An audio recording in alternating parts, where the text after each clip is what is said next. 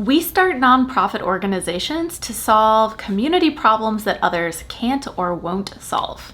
But when we're starting a nonprofit, how do we know in that startup phase what our communities actually need? How do we know which problems to focus on to make the biggest impact? That's what we're going to talk about in this video. Welcome back. I'm Amber Melanie Smith, and I'm a nonprofit founder and executive director who makes these videos here on YouTube to help folks starting a nonprofit or social enterprise or socially responsible business. All those different ways of making an impact are great. I hope that you find this useful and helpful. Don't forget to give it a like and subscribe to my channel for more content on these topics. I also have a website, foundertofulltime.com, where you can find some online trainings and resources to help you start a nonprofit. Also, be sure to check out my newsletter linked below, where I send out tips and resources and sometimes funding opportunities for making an impact. When Briana Daniels first set out to start a nonprofit to help people experiencing homelessness a couple years ago in Florida, she first had the idea to start a food pantry. She decided to spend about a month talking to and living among the unhoused on the street and really listening to what they needed first. In doing so, she realized that what they actually needed were laundry services and hygiene products, which led her to start Street Team Movement in 2013. I've seen it hundreds of times. People get super excited about a nonprofit idea that they have, but they skip the step where they really take the time to assess and understand if that nonprofit idea is actually what the community needs. It's an easy mistake to make. Sometimes we get perceptions or assumptions about an issue stuck in our head based on the information we have before us, but we might be missing critical parts of the story. And there are many cautionary tales of nonprofits who skipped the step of really understanding and tuning into their community's needs, and as a result, wasted years of time and millions of dollars spinning their wheels, not making the impact that they could be making. We want to make a difference. We want to change the world. That's why we're starting a nonprofit or social enterprise in the first place, right? So how do we take the steps needed to really understand what our community needs? Let's take a page from Briana's book and talk through some strategies. All right, I'm going to talk through 4 different ways to do a community needs assessment, which is the step where you go through and you get all the information and data from the people impacted by the issue so that you can make the most informed decision possible about designing your program to make an impact with your nonprofit. All right, community needs assessment strategy number 1 is community asset mapping. Before you can launch an effective nonprofit program, you have to have a sense of who your target audience is, so who you're ultimately serving, and what their lives are like. And you also have to have an understanding of the different organizations or businesses or institutions that are already providing services to this target population, and what services they're not yet providing. So here's what you do. For the first part of this is you want to get really clear on who you're helping. Is it single parents? Is it elementary age school children? Is it animals that need adoption? Who is your target audience that your organization is going to serve? Secondly, you want to make sure you're very clear on the boundaries of your geographical service area. So what is the actual physical area that your nonprofit's going to serve, and the areas that your organization is not going to serve? So what is your scope, basically? Now that you have your target audience and your geographical scope somewhat defined, you're going to start researching what other organizations exist within that geographical area that are tackling the similar issue and providing services to the same target population that you're going to be serving. You just want to make a list, do internet research, get as many of them as you can on a paper or in a spreadsheet. Another way to find out who is serving this group is asking one organization to tell you about other organizations that they already know of who might be serving this group and how they're serving them. Now that you have a list, you want to start writing out the services or assets such as building, resources, space, funding, etc. What assets, resources they are providing the target population. You want to map this all out. You can actually literally use Google Maps if you want the visual of a map in a literal sense, or you can just use a spreadsheet that you can filter out later when you are refining what you're going to do.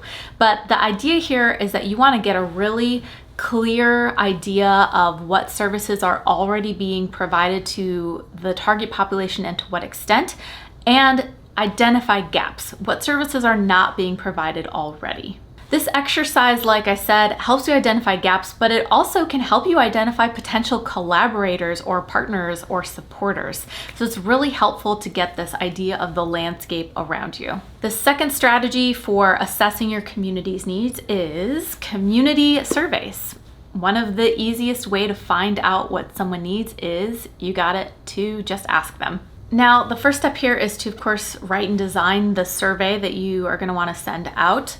When you're writing a survey in the context of assessing your community's needs, you want to be a little bit open-ended and flexible and be very, very intentional and careful not to put questions in there that might lead to biased or too specific answers. Your goal here is to get a broad sense of the life and the needs and the experiences of the people that you aim to serve. So include a lot of open-ended questions. And yes, it might take you a little bit more time to comb through a survey that has a lot of open-ended responses, but the goal here is that it's going to give you a lot more nuance than just a simple multiple choice survey will provide. You can certainly include some multiple choice questions in there, but don't make them all of the questions. The next step here, and this is a big one, is to figure out how you're going to distribute the surveys, especially if you are hoping to serve a particularly vulnerable or difficult to reach population.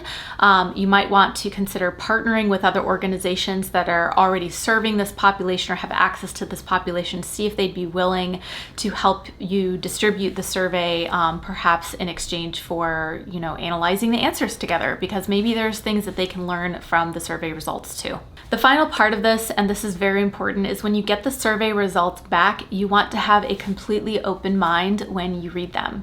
If you go in looking for a specific answer, then you might be reinforcing only the data that gives you what you're looking for that particular answer, instead of seeing some of the details that might illuminate other needs that you hadn't considered before. The third strategy to assess community needs is focus groups or community meetings. This is similar to surveys in the sense that you're asking the population what they need directly, but obviously this is more intimate and typically in person, or maybe even virtual if it's structured that way. All right, here's how you would do this. Similar to the survey distribution, if you are working to serve a population that might be harder to reach or access, consider once again partnering with other nonprofits or other organizations that are already serving that population, and see if you can work with them to get the folks that you need to talk to in the room together. Your goal with a focus group is to have in-depth discussions about people's lives and experiences. So when you're designing the questions for your focus group meetings, you want to, once again, like the surveys, have a lot of open-ended questions that are going to elicit more than just a one-word response. One helpful strategy might be to ask the participants to share a past experience and how it made them feel, or some of their priorities in their lives or in their work. A larger version of a focus group would be that community meeting. You can bring people in and allow for that free-flowing conversation. Just be sure to have an agenda and a little bit of structure so that people don't go off on tangents that are not relevant to the topic that you're trying to discuss. One final tip on either focus groups or community meetings is to try to get someone who can go with you to take a lot of notes. It's really hard to facilitate a conversation or a meeting and be the one taking notes at the same time. So if you have someone to help you out with that, that will help you get a lot more thorough when you are looking for insights. And the final strategy that I'm going to talk about, the fourth one, when you're assessing your community's needs, is to look at existing or past research and data on the issue.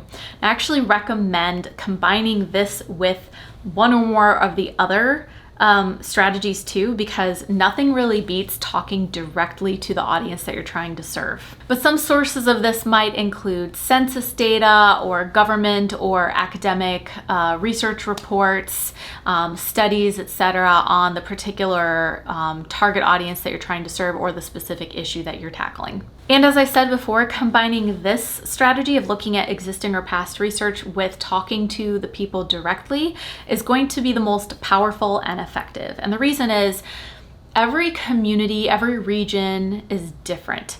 If you are trying to help the people experiencing homelessness in Dallas, Texas, I'm just making up a city, and the study that you read is about people experiencing homelessness in San Francisco, those experiences are going to be totally different. You might find some helpful insights in there, but you really have to know your community's specific needs because there's no one-size-fits-all solution to help everyone. Final recommendation on this.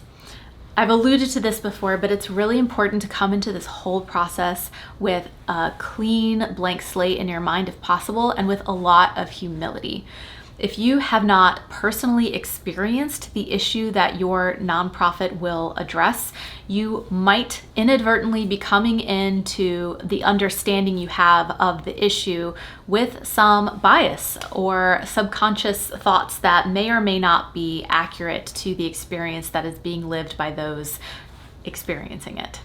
Like Briana, if we take the time to listen to the people that we're trying to serve and bring them along for the journey as partners, we will make a huge impact. All right, taking the time to do an assessment like this, like I said, is going to make sure you make a big impact. It's also going to save you a lot of time and a lot of money so that you aren't chasing after a solution that doesn't end up being the most effective for your cause. I'd love to hear what your thoughts are on this. What are some of the things that you've learned about the communities that you're serving? What are some of the questions you're still investigating in your journey to start a nonprofit?